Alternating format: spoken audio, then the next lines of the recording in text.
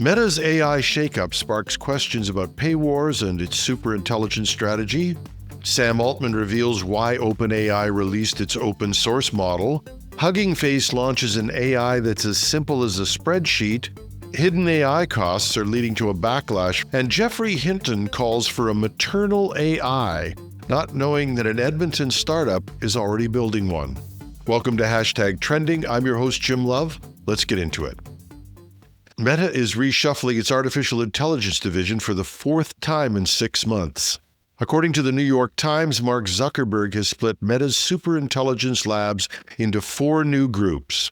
There's TBD Lab for large language models like Llama, FAIR for fundamental research, Products and Applied Research for consumer tools, and MSL Infra to manage the massive and costly data center build-out. The changes come after months of aggressive recruiting. Zuckerberg offered some of the biggest pay packages in the industry to bring in outside researchers. But apparently that's created some friction inside Meta, where long-standing staff now earn far less than new hires. Some teams have already threatened to walk out, raising the risk that the very talent Meta wanted to build upon could end up leaving. And while this is aimed at speeding up research, frequent reorganizations more often slow companies down rather than speed them up. So while Zuckerberg talks about pushing towards superintelligence, it's not clear how dividing the lab into 4 groups actually accelerates that goal. FAIR, for example, will continue its long-term research, but from the reports we've seen, it isn't directly leading the charge towards superintelligence systems. Zuckerberg is betting big. Hundreds of billions of dollars are being poured into data systems and infrastructure.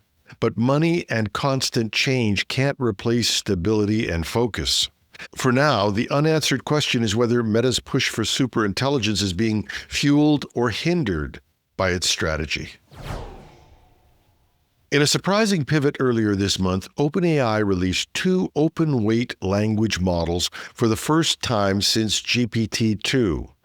And apparently, it's all about keeping the U.S. competitive in the race for OpenAI dominance. OpenAI CEO Sam Altman said one major reason for the move was clear. If we didn't do it, the world was going to be built on Chinese open-source models. The 2 releases, GPT-OSS 120B and GPT-OSS 20B, hit the scene on August 5th, marking the first open-weight models from OpenAI since 2019. The larger model is for high-end machines, while the smaller one can run on everyday desktops and laptops. And if you didn't notice the release of these open-source models, you can be forgiven for that, given that GPT-5 created both interest and controversy that seemed to bury this story. Now that the dust has settled on GPT-5, some questions are being raised. OpenAI says these models aren't just symbolic. They're designed to spark innovation by letting researchers inspect, run, and fine-tune them on their own devices, a sharp contrast to the closed models like GPT-3, 4, and even 5. Altman even framed the release as part of OpenAI's mission to ensure AGI benefits all humanity, providing an open AI stack created in the United States based on democratic values and available for free to all. Altman is hoping that this will counterbalance China's progress in open AI, especially after DeepSeek and other Chinese ventures released competitive open-source and open-weight models. Analysts are saying that the U.S. risks ceding influence over AI standards if American labs don't up their openness game. But the shift raises questions. OpenAI hasn't said how it plans to monetize these freely available models, especially when its bread and butter remains premium API access and enterprise subscriptions. And while the open-weight move might broaden experimentation, it's unclear whether this will meaningfully bolster the path towards AGI or simply slow OpenAI's control over its tech ecosystem. OpenAI's decision to go open may be a strategic shot across the bow of China's open AI giants, but whether it translates into long-term leadership will depend on how well the company balances openness, monetization, and innovation. Hugging Face just launched AI Sheets, a free open-source toolkit that puts large language models directly into something as easy as a spreadsheet. and requires no coding. With AI Sheets, you can type a prompt into a cell and instantly generate, clean, or classify data using models like Llama 3 or some of the Chinese open models, Qwen or Kimi. It works right in the browser or locally for those who want more control.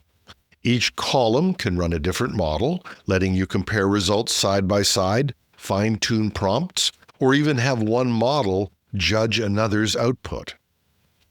On one hand, this could dramatically democratize data analytics. Teachers, researchers, and small businesses who don't have a data science team could suddenly experiment with AI at scale. It lowers the barrier in a way that makes advanced tools accessible to anyone who can use a spreadsheet. But there is a flip side. By removing those barriers, it also exposes risks. Many users won't have the training to spot errors or biases in their outputs. They may not know how to handle bad data or how to protect sensitive information fed into a model. Hugging Face makes it easy to accelerate development, but without safeguards, it could also accelerate mistakes and create some real security vulnerabilities. So while AI Sheets is a powerful step towards democratizing AI, it raises a tough question. Are we empowering users, or are we giving them a tool that could cause some real damage if it was misused? AI tools often pitch you a flat monthly fee, but underneath, particularly for development models, API calls and hidden usage metrics can turn that simple cost into a financial gut punch. AI tools, particularly those used in development, lure users with predictable flat subscription pricing, but the reality is every prompt generation or API interaction can accrue additional charges, and those meters are often opaque.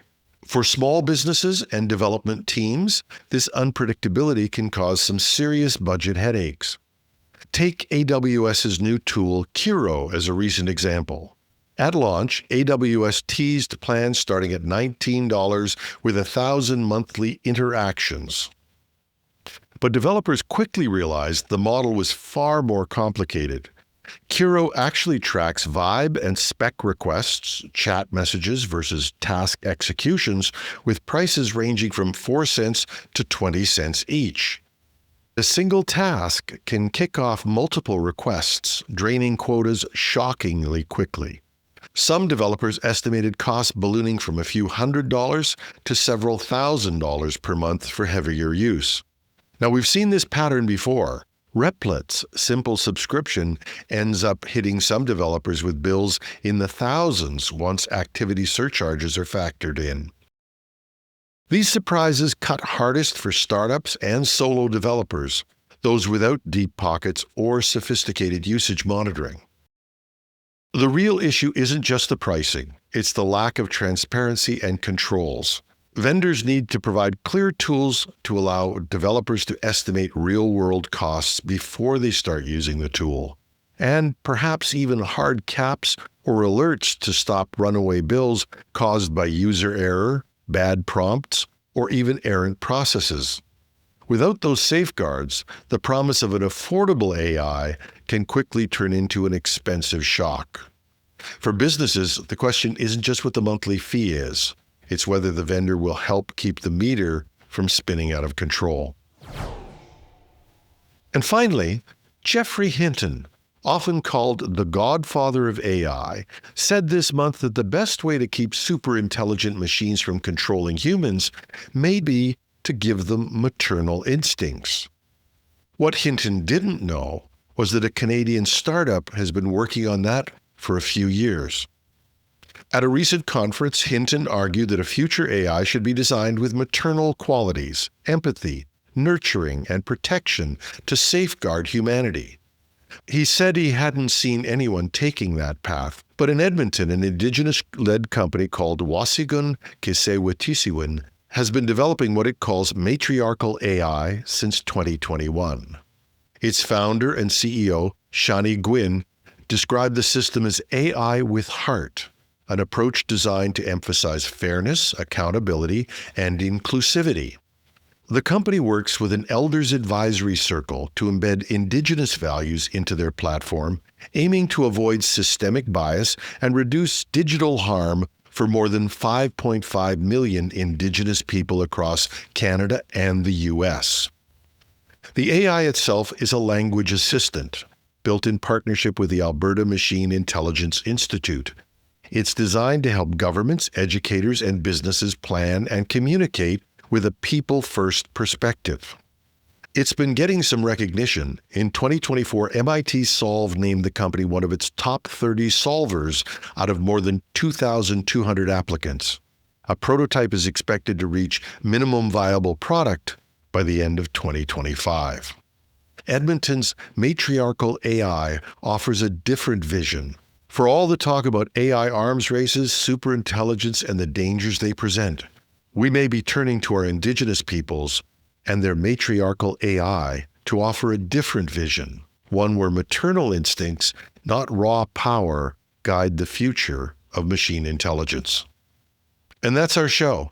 If you like what we're doing, please share the show with others. Give us a like or comment on your favorite podcast app or site. We're found everywhere: Apple, Spotify, YouTube, and more. We're back on Alexa speakers and Google Smart Speakers. We love to hear from you. You can reach me at technewsday.ca or .com. Just go to the Contact Us page. And while you're there, if you'd like to support what we're doing, please go to the Donate tab and consider contributing the cost of a cup of coffee a month to support the show. And if you're watching this on YouTube, just leave a comment under the video, but your contributions would be gratefully accepted as well. I'm your host, Jim Love. Have a wonderful Wednesday.